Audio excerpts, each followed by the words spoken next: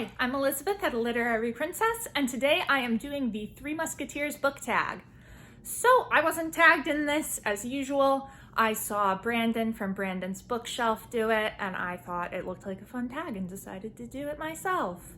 So this was originally created by, hold on, I have it here, Teacup the Storyteller, and there are 11 questions, and they are all revolve around something to do with the Three Musketeers, the novel by Alexandre Dumas. So let's jump on into it. Prompt number 1. Alexandre Dumas was born in the 19th century. Do you have a favorite time period to read about? If yes, what do you like about it? So it's interesting. It says, what do you have a favorite time period to read about, not read from, but it turns out mine's the same. So I like reading things from and about the 19th century. So whether it is a novel written in the 19th century like Jane Eyre, or historical fiction about the 19th century like Affinity by Sarah Waters, or Fingersmith by Sarah Waters, or Tipping Velvet by Sarah Waters. I like Sarah Waters, can you tell? I adore reading about the 19th century just because it's a time period that I know so much about since it's my career. But also, I don't know, it just has that, like, the fashion and the yearning with the romances in it, just because of how propriety and manners were back then. I don't know. It's just great. It's just great. I don't know. I don't even have a good reason. It's just my thing. If you can hear weird cat noises in the background, I'm sorry. They're very frisky today. All right, so prompt number 2. Alexandre Dumas was born in France. Is there a French author whose book you'd recommend? So I actually don't read a lot of French literature, but I do have 2 that I would like to recommend. So the first one is the original Beauty and the Beast by Gabrielle Suzanne Barbeau de Villeneuve. I have no idea if I pronounced that right. Sorry. So this is her, like, the original Beauty and the Beast, not really, because it's based on a lot of oral folk tales like East of the Sun and West of the Moon, but this was the first version that was considered Beauty and the Beast. And it's like long, it's like novel length, and then it was shortened down to like more fairy tale length by another French woman whose name I'm not gonna remember or pronounce correctly, but this was a lot of fun, and also this edition is just gorgeous. Hold on, there's illustrations, but there's also like pop-outs. It's so neat. Like, it opens and look at that. Look at that, it's so cool. I mean, this edition is absolutely gorgeous. So honestly, like, I highly recommend this specific edition, but I think if you're a big fairy tale fan or a big fan of Beauty and the Beast in general, this is such a great book to read. And then the other one I don't have my physical copy of because it's on campus, but this is The Phantom of the Opera by Gaston Larue. This book is crazy. What is this book? I've read it twice, once in high school and then once, actually just, I guess it was 2 years ago now for my PhD. Oh, that's scary, 2 years. Ugh. But yeah, in the first year of my PhD program for a Gothic class. This book is so fun. It's ridiculous. Like, it's not necessarily good. Like, good writing, like, good plotting, good character, like, any of it, but it's fun. It's so fun. And especially if you go into it familiar with the musical, because it's so different and it's so interesting to see what got taken and what got left out. I just have so much fun with this book every time. It's just great. So highly recommend The Phantom of the Opera because it's a ride. It's really a ride. Prompt number 3. Alexandre Dumas often based his novels on real events and historical figures. Is there a person from the past, an artist, politician, simply anyone who you would like to meet? The Bronte sisters, hands down. Particularly Emily. Given I don't know if they'd actually talk to me because they were pretty shy and insular, but I would love to meet them because I do actually think I would get along quite well with them based on what we know of their personalities. So if I could like travel back in time and somehow become friends with them naturally, I think that would be amazing. But yeah, that's who I would want to meet. Prompt number 4. Alexandre Dumas wrote some pretty chunky books. For example, The Count of Monte Cristo is almost over 1,000 pages, as opposed to his son, Alexandre Dumas Jr., whose only book, The Lady of Camellia, I don't know, is less than 180 pages. What is the longest and shortest books you've read? So this is kind of a guesstimate because I don't know exactly, but I'm pretty sure the longest book I've read was It by Stephen King, which I actually have on my Kindle because this thing is like, and I wouldn't want to carry that around with me. So Kindle was a great idea for this one. And this is actually one of my favorite Stephen King books. I adore it. Is it too long? Yes. Yes, there are some things that definitely should have been cut for length reasons and for just Stephen King, what were you doing reasons, but I do really enjoy it. It's a great book, totally worth it. I read it twice, I think, and it was worth it both times. And then I think, so the shortest book I have a kind of hard time with because like sometimes I have a short story that's just, you know, a single short story bound up by itself, but like, does that really count as a book? Because it's just a short story. Same for poetry. So, and like picture books, do those count? I don't know. So I decided to just go with like a book, like actual novel that is fairly short. And I think this would be it. This is The Strange Case of Dr. Jekyll and Mr. Hyde by Robert Louis Stevenson. This is a very short book. This one is like 70 pages, and I think my other copy that I originally read it in is like 73 pages. So quite short. I think it technically counts as a novella, but I don't know. But yeah, I think for books that are like considered standalone books and not just short stories or poems, I think that's it. All right. Prompt number 5. Is there a I don't think there is a video in which I wouldn't mention my favorite book, The Three Musketeers. That is a quote from Teacup the Storyteller. Is there a book you want everyone to know about? It can be your favorite book of all time or some recent read you'd recommend to other people. So my favorite book of all time, I talk about constantly and everyone already knows about it anyway because it's a classic. So I decided to pick one that doesn't get a lot of attention and which I think should get a lot of attention. So this is The Girls at 17 Swan Street by Yara Zigheeb. I don't know. So this is a book about a woman with an eating disorder. And oh my God, this is one of my favorite books. It is heartbreaking, beautiful, absolutely realistic look at having an eating disorder, and I think everybody should read it. I think it's so important and can really help you understand if one of your loved ones is going through an eating disorder. And I think for somebody with an eating disorder, it can also be helpful to kind of realize, yes, I need help. That definitely helped me. It could also be triggering, so just keep that in mind. But, and even for someone who has like nothing to do with eating disorders, if you think like, oh, I would like to understand this more, this is a great place to start. Or even if you're just looking for a good book, it's a really good book. So yeah, everyone should read this. Go read this.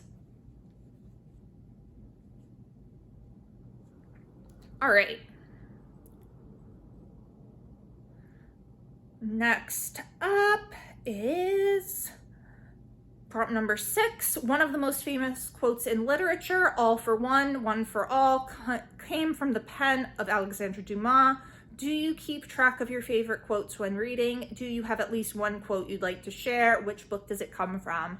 So I very sporadically keep track of my favorite quotes, and it's usually just like I'm reading, I'm like, oh, I like that quote, and then I open Tumblr and type it into a Tumblr post. So like very sporadic. It definitely doesn't contain all of my favorite quotes, but it's got a pretty decent chunk of them, and then some that aren't even my favorite, but I was just like, that's a nice quote. So yeah, but I do have one favorite quote that I would like to share. It is from Winter Song by S.J. Jones, which I've talked about a million times on here before. It's my favorite fantasy novel. And I think I have the quote memorized, but I want to read it out just to make sure. If I can find it. It's right at the end, I know that.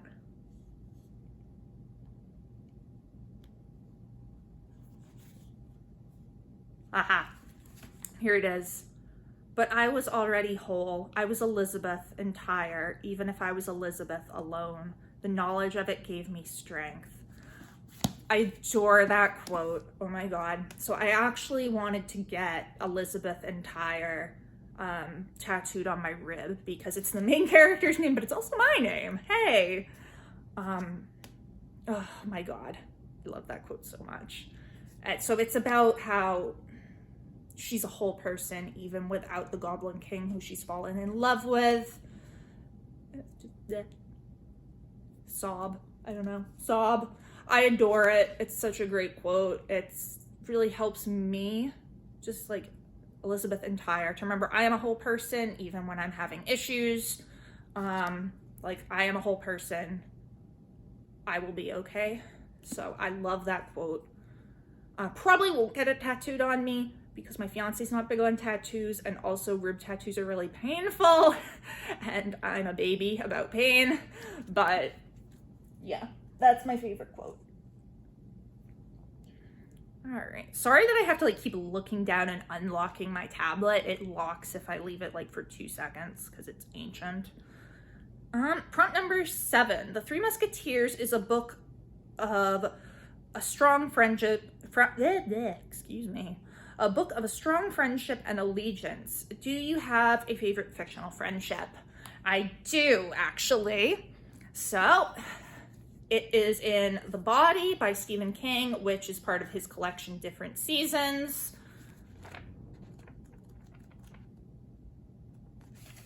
There's The Body. So this book is about a group of 4 friends. They are 12-year-old boys in 1958 or 59. Their names are Gordy, Chris, Teddy, and Vern. And they hear about this boy on the news has been lost in the woods, and they find out that his dead body is out by the railroad tracks, and they decide they're gonna go see it and like find it and be heroes because they found the missing kid. I adore their dynamic so much, but particularly the friendship between Chris and Gordy is so lovely. They're just there for each other and they support each other, and it's great. But the dynamic of the whole friend group, they're just like, it's exactly how my friends and I were when we were 12, even though we were not 12-year-old boys, we were 12-year-old girls, but like it was very similar. And it's just, I don't know, I love it. I think Stephen King captured that so well.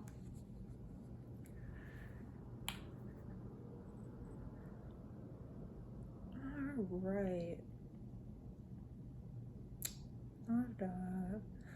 Prompt number 8. The Three Musketeers is a story with strong female characters who are brave, fearless, yet gentle and loving. However, some of them prove to be true evil. Do you have a favorite female fictional character? Who is it and why? I mean, I have a few, but if I really only have to pick one, I would go with my girl Sansa Stark from A Song of Ice and Fire by George R.R. Martin. My cat just came over. Want to say hi, Pep? What? Oh, say hi. This is Pippin. He does not like being picked up like that. Sorry, baby. Go back, lay down. Lay down, I'm sorry. But yeah, my girl Sansa Stark. I adore her. It's funny because I kind of started out hating her because she's a brat in this book. Let's be real. In the first book, she's a brat, but she pays so dearly for it. And my poor thing, my poor thing. And she just ends up being such a strong character. And oh my God, I adore her. I love her in the show, but I love her even more in the book. Sophie Turner does do a great job playing her though, even though the last season was trash, but we're not going to talk about that. But yeah, Sansa Stark. And so many people hate her and it's so mean. Like, she's a child in this book. Like, yes, she's a brat, but she's like 11 years old. And I challenge you to find any 11-year-old that's not a brat because I certainly don't know one. And she just ends up being such a great character. I love her. Hi, Pepin. I need to put this here if you don't mind.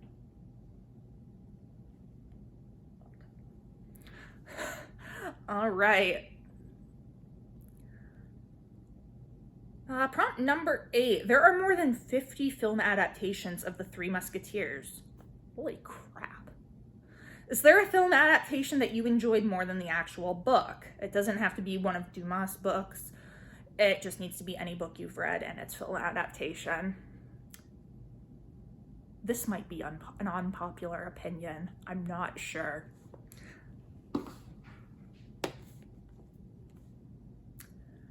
The Lord of the Rings film trilogy is better than the books. Hate me if you want, yell at me in the comments. I don't care. I'm not saying the books aren't good. The books are amazing. However, the film cuts out all of the less necessary, let's call it, meanderings and characters and things that you're just kind of like, Tolkien, I beg of you, hurry the fuck up. This cuts out all of it. I love this film series. My fiance and I just rewatched it and it's so great. The Fellowship is my personal favorite of them. I wouldn't say it's my favorite of the books though, because the books have Tom frigging Bombadil and I hate Tom Bombadil. And the fact that this cuts it out makes this A+. But no, I really do think that Peter Jackson did an amazing job adapting the series and trimming out the things that were unnecessary. And I honestly think that I like the films better.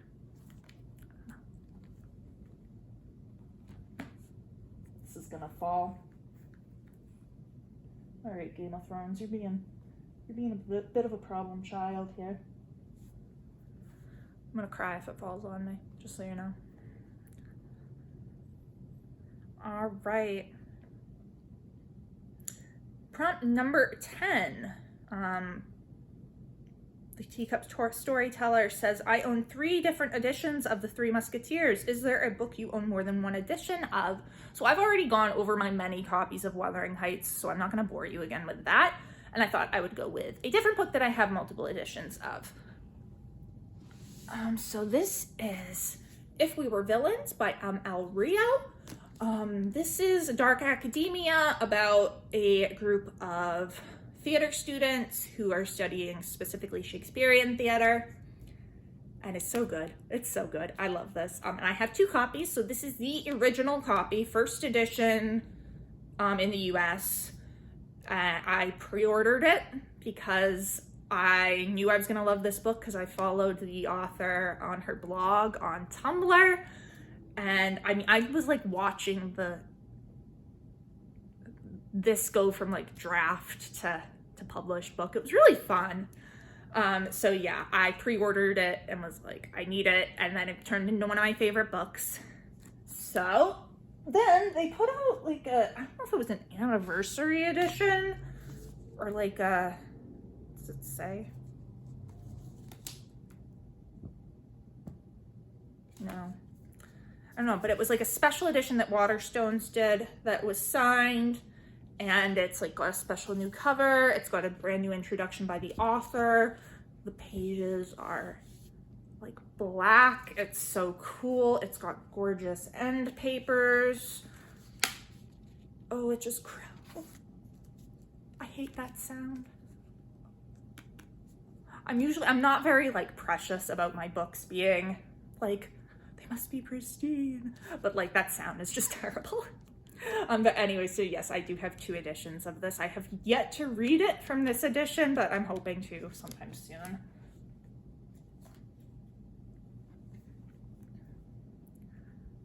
All right, and then last question, number 11. Have you read The Three Musketeers or any other book by Alexandre Dumas? I actually have not. So like I said at the beginning, I don't read a lot of French literature. I do have the Count of Monte Cristo on my Kindle. I actually have it in French because I thought I was gonna like actually read French at one point, which was a great joke. I'm not gonna read it in French. If I do read it, I actually do want to read it. I've heard it's really good. I've seen some adaptations of The Three Musketeers. And by some adaptations, I'm totally talking about the Disney one with Mickey Mouse. But yeah. And I think Wishbone did one. Obviously, this was when I was a child that I saw these. But yeah, I've never read any of his books. I would love to someday. It's like not, it's my time period, but it's not my location. Like I mainly hang out in Britain when I'm reading classics, and then America if I'm forced to. But yeah, France, I haven't gotten much of a chance, but I do want to get to them someday. So that is The Three Musketeers book tag. Please let me know down in the comments below if you've read any of these, what you thought of them. Do you agree with me, disagree with me? And I'm not going to tag anyone in this because I still don't really know anyone, but if you see this and decide, hey, I want to do this, consider yourself tagged by me. It's been great chatting with you all. I will see you soon. Bye.